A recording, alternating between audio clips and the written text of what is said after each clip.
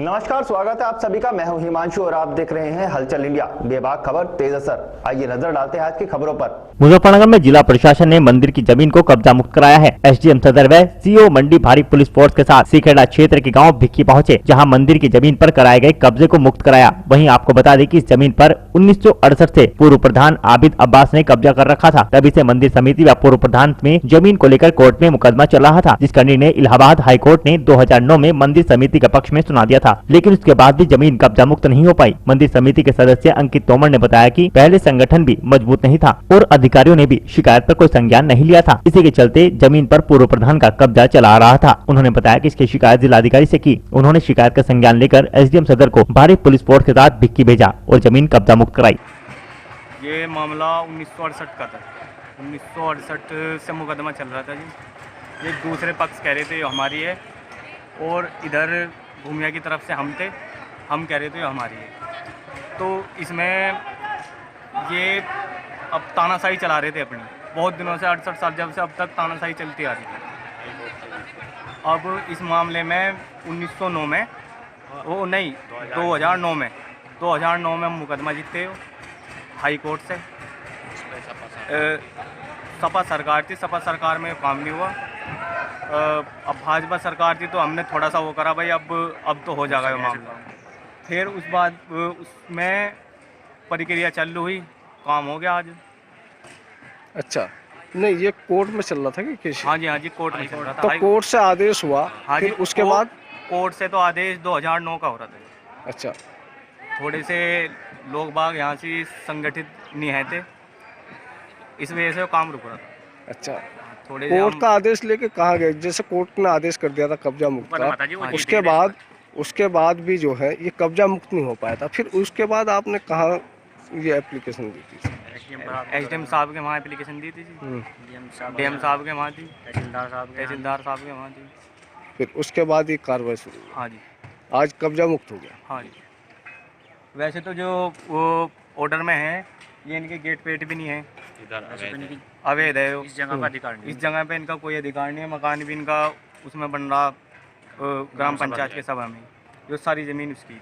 अच्छा, ये है जब एसडीएम साहब कह रहे तो कोई बात नहीं, हमें जितनी चाहिए, हमें तो अपना गेट करना था। आप देख लो इधर को करो यो।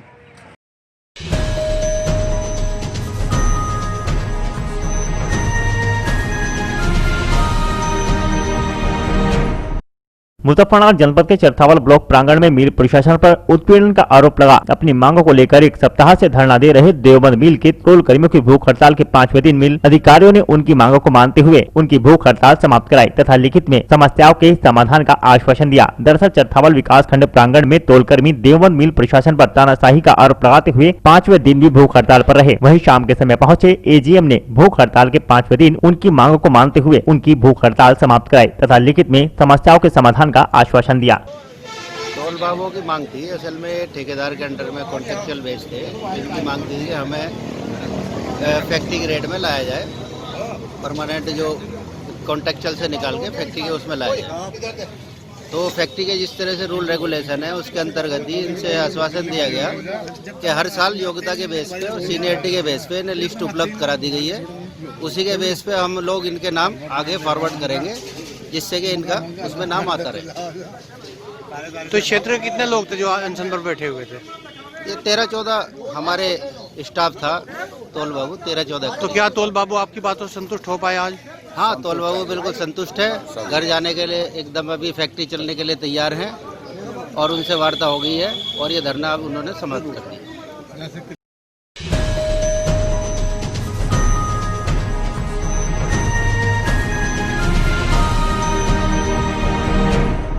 मुजफ्फरनगर के मीरापुर थाना क्षेत्र के मोहल्ला कमलियान में बीच बाजार में बिजली के तारों में अचानक आग लग गई। आग लगने से तार टूटकर नीचे गिर गया, जिससे आने जाने वाले लोग बाल बाल बचे। सड़क पर पड़े तारों से काफी देर तक आग निकलती रही। गनीमत रही कि तार किसी के ऊपर नहीं गिरे, वरना एक बड़ा हादसा हो सकता था।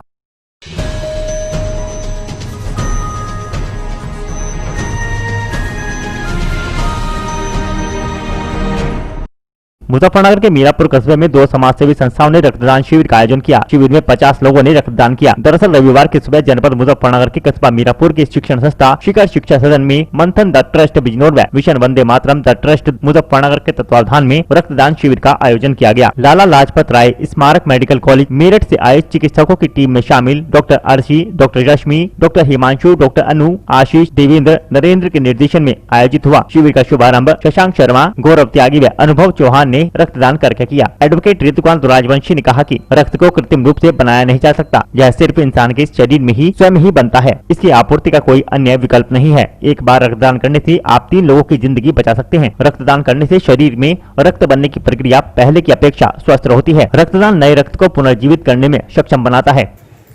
आज हमारे कस्बा मीरापुर में स्थित शिखर शिक्षा सदन स्कूल में मिशन वंदे मातरम और मंथन द ट्रस्ट ने रक्तदान शिविर का आयोजन किया था, जिसमें लगभग 50 से अधिक लोगों ने स्वेच्छा से रक्तदान किया। रक्तदान शिविर में किस किस चीज की जांच हुई? रक्तदान शिविर में मुख्य रूप से हीमोग्लोबिन की और बीपी की इन्होंने जांच की। उसके अलावा कुछ रक्तदाताओं की ये भी थी क्वेरी के हमें अपना ब्लड ग्रुप भी पता करना है, वो भी उन्होंने बताया। रक्तदान करने से पहले ही उन्होंने ये सारे चेकअप किए। क्या रक्तदाताओं को सम्मानित भी किया गया? रक्तदान करने के बाद दोनों ट्रस्ट ने जितने भी रक्तदाता थे उनको प्रमाण पत्र और प्रतीक चिन्ह देकर सम्मानित किया।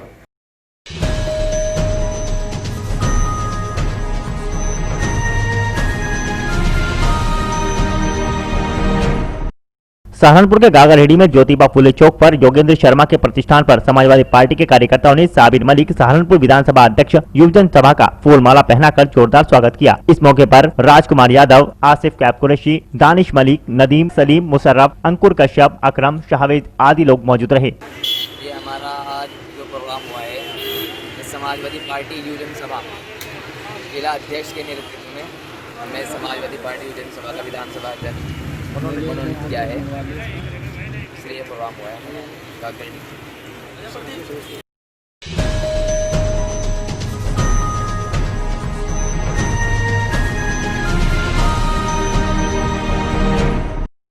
जनपद सहारनपुर के गांव खंडलाना में खाना बनाते समय संदिग्ध परिस्थितियों में अचानक सिलेंडर में आग लगने से जहां घर का अधिकांश सामान जलकर राख हो गया, तो वहीं किशोर भी बुरी तरह झुलस गया, जिसे चिकित्सालय भर्ती कराया गया। बताया जा रहा है कि रविवार की सुबह संदीप पुत्र शिवराज खंडलाना निवासी की पत्नी किचन में गैस चूल्हे पर खाना बना रही थी। इसी दौरान अचानक पाइप में आग लग गई और देखते ही देखते गैस सिलेंडर में आग लगने से किचन सहित पूरा मकान जल गया। इसी बीच संदीप का 16 वर्षीय पुत्र आयुष भी आग की चपेट में आ गया, जिसके हाथ व चेहरा पूरी तरह झुलस गया, जिसे गंभीर अवस्था में चिकित्सालय भर्ती कराया गया। शोरगुल की आवाज सुन ग्रामीण भी इकट्ठा हो गए, जिसकी सूचना कोतवाली तीतरो पुलिस को दी गई। पुलिस ने इसकी सूचना फायर ब्रिगेड सेंटर को दी। करीब 40 मिनट बाद लेट पहुंची फायर ब्रिगेड की गाड़ी से पूर्व ही मौके पर पहुंचे तीतरो पुलिस के जवानों ने आग पर काफी हद तक काबू पा लिया था। मौके पर फायर ब्रिगेड के लेट होने का कारण यह रहा कि गंगोह में फायर ब्रिगेड स्टेशन की मंजूरी तो मिल गई है, लेकिन गाड़ी मुहैया नहीं कराई गई है, जिससे लोगों को अक्सर परेशानी का सामना करना पड़ता है। आज गैस पे खाना बना रहे थे जी, तो उसमें गैस पाइप लीक हो गया। अच्छा, लीक होने में सिलेंडर बाहर रखा था पास में जी, तो उसमें सिलेंडर में लग गई। सिलेंडर में लगने के बाद उस लड़के पे हाथ पैर मुंह सब वो पास में ही था। उसके बाद में वो लड़का बाहर निकल के भाग गया, जो यार ऊपर निकल गई। फिर उसके बाद कुछ नहीं पता कैसे क्या आ गया। क्या नाम है बच्चे का? आयुष सर। तो कितनी उम्र होगी? 16 साल। और कितना नुकसान होया? नुकसान तो जी सब घर पर सब कुछ हो गया, मकान खत्म हो गया सब।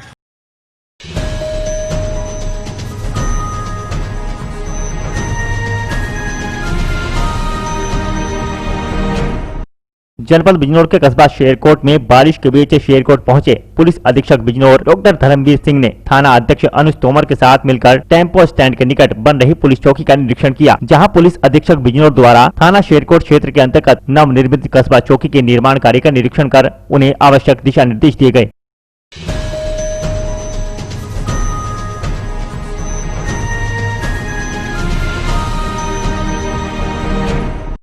जनपद बिजनौर के कस्बा शेरकोट में न्यू प्रेस क्लब शेरकोट की मीटिंग मोहल्ला वीरथला शेरकोट न्यू प्रेस क्लब के संगठन मंत्री शुभम राणा के निवास पर संपन्न हुई। मोहल्ला वीरथला शेरकोट में न्यू प्रेस क्लब संगठन मंत्री एवं दैनिक जागरण के पत्रकार शुभम राणा के निवास पर संगठन को मजबूत करने के लिए सभा का आयोजन किया गया। इस सभा में पत्रकारों ने अपने अपने विचार परामर्श किए और संगठन को मजबूत करने का संकल्प लिया और सभा की अध्यक्षता न्यू प्रेस क्लब के प्रदेश उपाध्यक्ष अंजुम विकार ने की तथा संचालन न्यू प्रेस क्लब के मंत्री मोहम्मद सैफ ने किया। सैफ ने सभा में अपना परामर्श रखते हुए कहा कि न्यू प्रेस क्लब के पदाधिकारी व सदस्यों को अपनी जिम्मेदारी समझनी चाहिए तथा न्यू प्रेस क्लब के साथ कोई भी किसी भी तरह का हमारे पत्रकार साथियों पर गलत व्यवहार तथा अत्याचार करेगा तो हम न्यू प्रेस क्लब के सभी पत्रकार एक साथ होकर अपने पत्रकार साथी का साथ देंगे। हमारा विषय यह है जी, जो हमारे पत्रकार एकता है न्यू प्रेस क्लब, इसको संगठन को मजबूत करना और पत्रकार के एक दूसरे के दुख सुख में शामिल होना।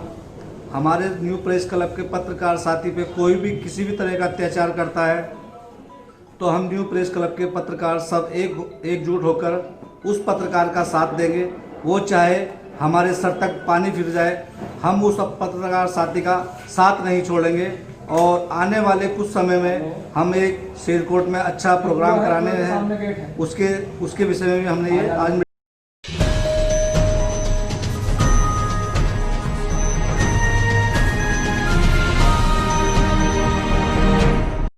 जनपद बागपत में रात से ही रुक रुक कर हो रही बेमौसम बरसात किसानों पर कहर बनकर टूट रही है। जहां बारिश के साथ ही ओलावृष्टि से किसानों की गेहूं की अगेती फसल के लिए लाभदायक माना जा रहा है, तो वहीं यह ओलावृष्टि और बारिश उन किसानों के लिए परेशानी का सबब बन गई है जिनके गन्ने के खेत अभी खाली नहीं हुए हैं, क्योंकि उनके लिए गेहूं की फसल की बुआई करना अब संभव नहीं है और किसानों की सब्जियों की फसलें भी बर्बाद हो गई है। जनपद बागपत में देर रात से हो रही बेमौसम बारिश और ओलावृष्टि ने जहाँ एक और तापमान को काफी गिरा दिया है, तो वहीं गरीब लोगों की परेशानी को भी बढ़ा दिया है। तापमान के अचानक गिरने से गरीब मजदूर व उनके पशुओं के सामने एक बड़ी समस्या खड़ी हो गई है। वहीं इस बारिश को किसान गेहूं की अगेती फसल के लिए लाभदायक मान रहे हैं, क्योंकि अगेती फसल में पहला पानी लगाने का समय चल रहा है। ऐसे में बारिश से किसानों को काफी लाभ मिलेगा, लेकिन वहीं कुछ किसानों के लिए यह बारिश परेशानी का सबब भी बन चुकी है, जिन्होंने अभी तक अपनी गेहूं की फसल की बुआई नहीं की है। लेकिन बारिश होने से तापमान काफी गिर गया है। गरीब मजदूर लोगों की समस्याएं भी बढ़ रही हैं, जहां उन्हें अपने पशुओं के लिए चारे व उनके रहने की व्यवस्था करने में काफी परेशानियों का सामना करना पड़ रहा है। कि किसानों के साथ बहुत बड़ा अन्याय हो रहा है। इस समय एक तो किसान अपनी पहले ही कृषि मांगों को लेकर के धरने पर है और अभी खेतों में भी किसान नहीं है, क्योंकि वह फसल बो करके अपने उस ज़मीन को बचाने के लिए धरनाग्रस्त हैं। सरकार उनकी कोई सुनवाई नहीं कर रही है, लेकिन अभी जो अब ऊपर वाले ने भी किसानों पर कोई रहम नहीं किया, किसानों की फसल बर्बाद हो रही है। अभी मैं देख रहा हूँ कि मेरे सामने गोभी की, गेहूं बुआई की, टमाटर की, आलू की, सरसों की, इन और भी तमाम जो इस समय पौध लगाई गई हैं जो फसल के लिए, वो सब नुकसान का बहुत बड़ा मोटा नुकसान किसानों का है। देर रात ओलावृष्टि इतनी ज़्यादा हुई है कि उसने पेड़ पौध तो बहुत दूर की बात है, पेड़ों को तक गंजा कर दिया है। यह एक बहुत चिंता का विषय है और किसानों को इसका कम से कम सरकार को जागना चाहिए, किसानों से वार्ता करनी चाहिए, किसानों की समस्याओं को सुनना चाहिए। ऐसी तानाशाह सरकार अपनी जो बात रख रही हैं या किसानों आज बॉर्डरों पर हैं, उनकी कोई सुनवाई नहीं। अब आज अगर इतना बुरा हाल किसानों का, ऊपर वाले परमपिता परमेश्वर से ये निवेदन करते हैं, कम से कम हे प्रभु आप तो किसानों पर रहम करो, इस अन्नदाता पर रहम करो जो पूरी दुनिया का, पूरे देश का पेट पालता है, उस पर रहम करो। देश में किसान और मजदूर और सीमा पर जवान, ये देश की एक अहम रीढ़ की हड्डी है। कम से कम इसका सरकार नहीं तो आप ऊपर वाले, आप तो इन पर रहम करो। किसानों की जो यह नुकसान हुआ है, इसका सरकार कम से कम मुआवजा तो दे।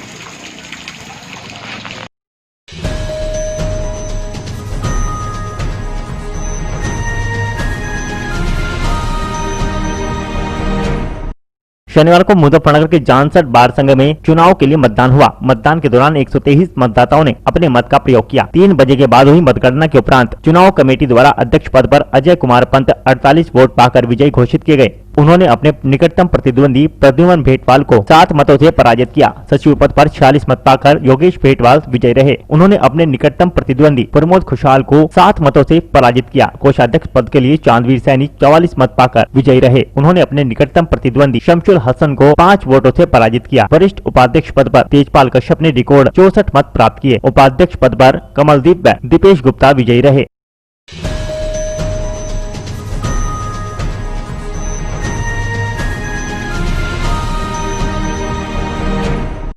मुजफ्फरनगर के शहर कोतवाली क्षेत्र के गांव रोहाना कला में सुबह 5 बजे बिजली के ट्रांसफार्मर में अचानक आग लग गई, जहां ग्रामीणों ने इसकी सूचना तुरंत बिजली विभाग को दी, जिसके बाद लाइन को बंद कराया गया और आग पर काबू पाया गया। आपको बता दें कि शहर कोतवाली क्षेत्र के गांव रोहाना कला में सुबह सवेरे अचानक विद्युत ट्रांसफार्मर में आग लग गई और आग ने विकराल रूप ले लिया, जिसके बाद कई ब्लास्ट के बाद ग्रामीण मौके पर पहुंचे और बिजली विभाग को इसकी सूचना दी।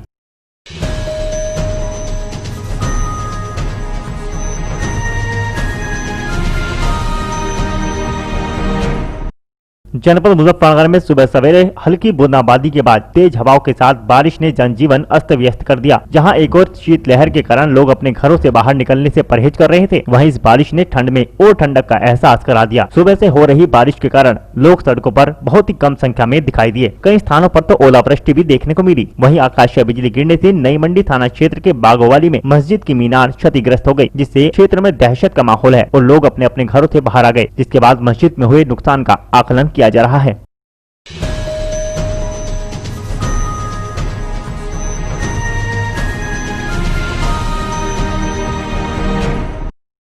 आज के बुलेटिन में इतना ही। कल फिर होंगे हाजिर कुछ नई और ताजा खबरों के साथ। देखते रहिए हलचल इंडिया, बेबाक खबर तेज असर।